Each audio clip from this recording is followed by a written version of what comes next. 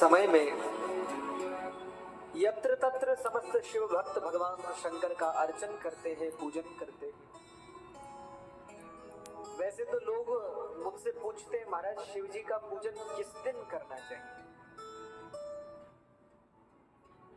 आप कोई अच्छा दिन बताइए जिस दिन हम शिव पूजन करें।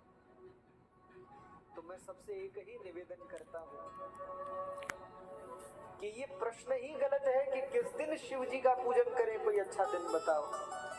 मुझे तो लगता है कि जिस दिन भक्त शिव पूजन करते हैं वही दिन सबसे अच्छा है। उससे अच्छा दिन कोई और नहीं हो सकता। जिस दिन भगवान विश्वनाथ को याद किया जाए वो दिन सर्वोत्तम है, सबसे मंगलदायक है।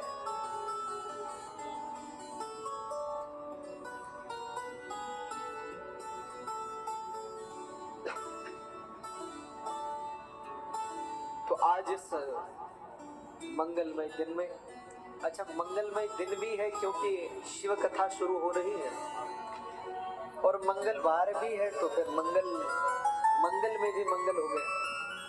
और थोड़ा कम कर।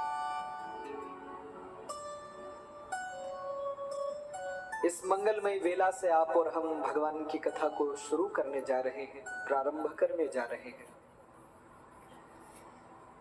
ये जो बरखा ऋतु के 4 महीने माने गए हैं, देवशयनी से लेकर देव उठानी एकादशी तक, जिनको आप और हमारे यहाँ चातुर्मास भी कहते हैं। 4 महीने, बरखा के 4 महीने। इन 4 महीनों में शिव पूजन अत्यंत फलदायी होता है। भगवान की कथा अत्यंत फलदायी होती है। क्यों? क्योंकि इन 4 महीनों में भगवान शंकर पूर्ण जागृत रहते हैं। आप कहेंगे कि ऐसा किस लिए?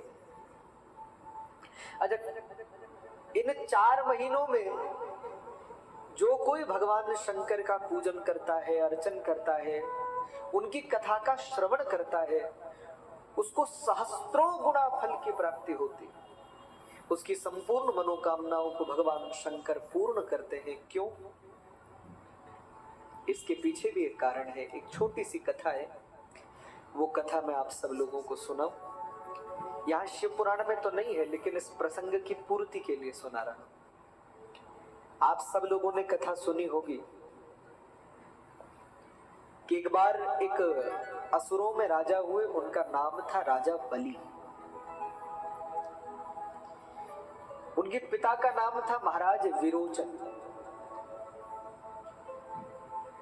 कहते बलि बड़े भक्त थे, लेकिन असुर कुल में उनका जन्म हुआ था तो आसुरी प्रवृत्ति से युक्त तो थे ही, लेकिन प्रहलाद जी के वंश में उनका जन्म हुआ था, इसलिए कहीं ना कहीं प्रहलाद जी की भक्ति भी उनके रक्त में भी थी। देवासुर संग्राम हुआ। देवासुर संग्राम में इंद्र के हाथों बलि की मृत्यु हो गई, और जब बलि का शव धरती पर गिर पड़ा तो बलि का शव शुक्राचार्य जी को मिल गया। थोड़ा सा वॉल्यूम मॉनिटर में करो।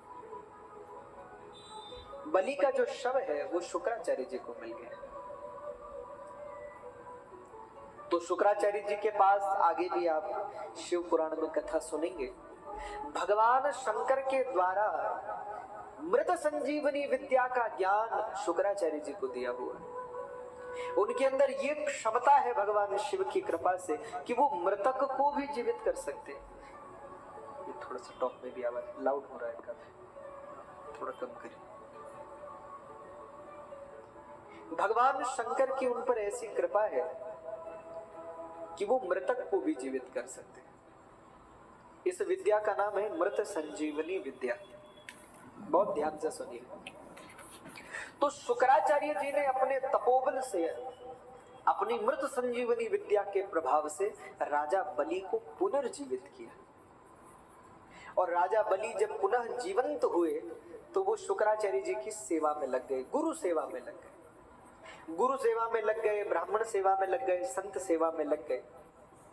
और कुछ ही समय में गुरु सेवा का ऐसा प्रताप राजा बलि के जीवन में खिला कि बलि अमित तेजस्वी हो गए। देखो बहुत ध्यान से सुनिए। जो फल बड़ी बड़ी साधना से भी प्राप्त नहीं होता, हाँ, जो फल बड़ी बड़ी साधनाओं से भी प्राप्त नहीं होता, वह फल केवल गुरु सेवा से प्राप्त हो जाता है। गुरु सेवा का बड़ा फल।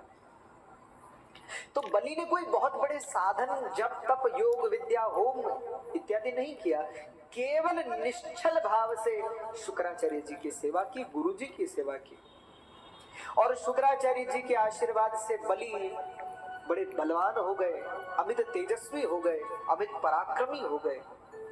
और बलि के अंदर ऐसा तेज जगा कि अमृत का पान